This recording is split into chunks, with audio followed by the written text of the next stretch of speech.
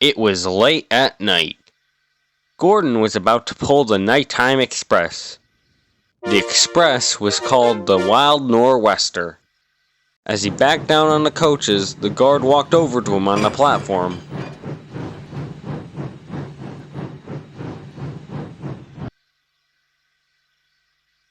"You need an extra coach. There's more people than usual tonight."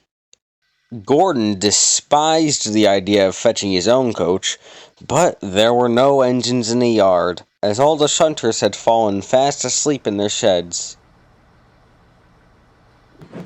He couldn't find any more of his usual Moncel coaches, so he found an old green coach that hadn't been used in years. It's small, but it shall do." He puffed over to the platform and attached it to the front of his train.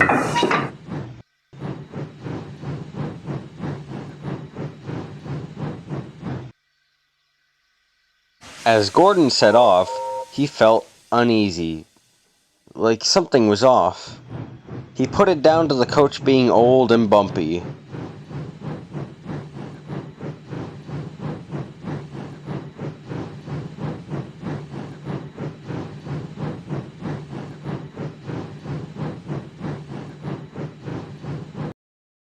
However, as he was going down the main line, he could hear someone laughing in one of the coaches.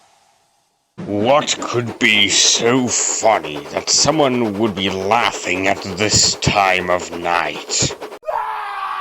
However, as he passed Crosby, he heard a scream coming from the old coach. He slammed on his brakes and came to a stop. People in the rear coaches were startled by the jolt of Gordon's brakes. Gordon's driver, fireman, and guard came to see what was the matter. As they opened the door to the old coach, passengers ran out screaming in fear. There was a scream. Someone screamed. Who screamed? We don't know. The fireman looked inside the coach. There was a single man inside. Excuse me, everyone needs to evacuate the coach until we figure out what happened. He turned away for a moment to point at a large crowd of people who'd gathered outside the coach. But when he looked back, the man was gone. Who are you talking to? You see, there was a man in the coach, but, what do you mean? No, there isn't. No,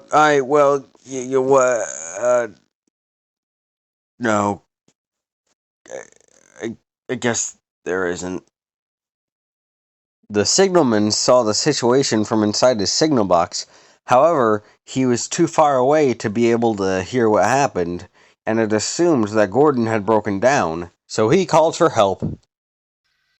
Soon, Edward arrived with a coach full of workmen, only to discover that Gordon was in a good condition, or at least physically.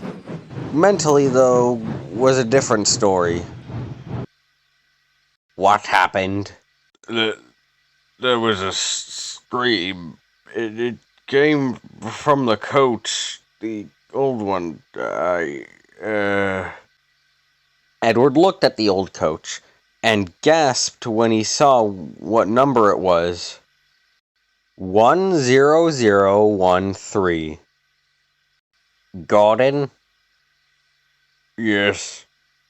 I know what you experienced. You see, before you came to the railway, I pulled the Wild Nor'Wester. The train didn't consist of the modern Moncel coaches as they weren't built back then. Rather, they used these old Stroudley coaches. The one you picked out, coach 10013, was one such coach. One night in 1917, I was pulling the train, as I was the main express engine before you came to Sodor. I stopped at Lower Knapford, as that was a stop back then.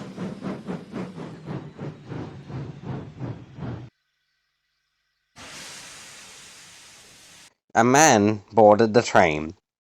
I don't know what it was. But I had a strange feeling about that man, and rightfully so, as when we were passing Crosby, I had a scream coming from coach 10013. My crew went to investigate, only to find that someone had been killed. The police were called, and it was found that the man that I was suspicious of had killed the poor man who screamed. Soon after, people began hearing screams around the area of the horrific event, coming from the coach.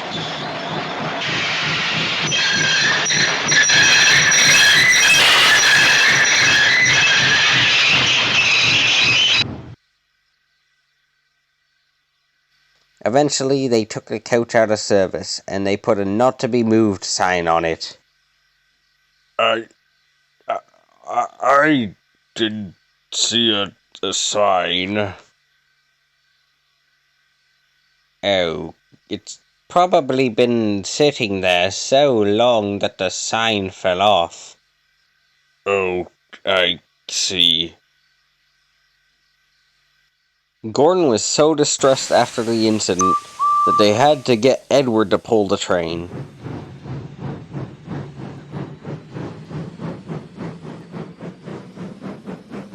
Gordon went back to his shed, feeling very depressed. In the morning, Gordon informed the Fat Controller of the incident, and after hearing the story, he demanded the coach be scrapped immediately. And thus, there were never any more reports of the strange unexplained screams coming from old coaches ever again.